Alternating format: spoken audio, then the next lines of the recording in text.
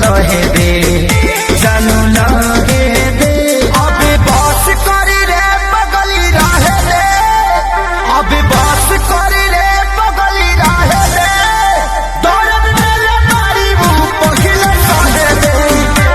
अबे बस करी रे पगली रहे दे, दर्द मेरे मारी मुँह पहिले सहे दे।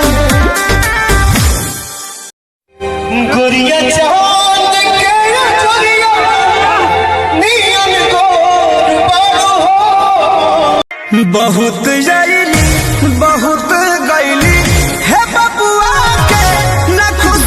मुँह बंद कर हमरो के कुछ कहे दे, कुछ कहे दे।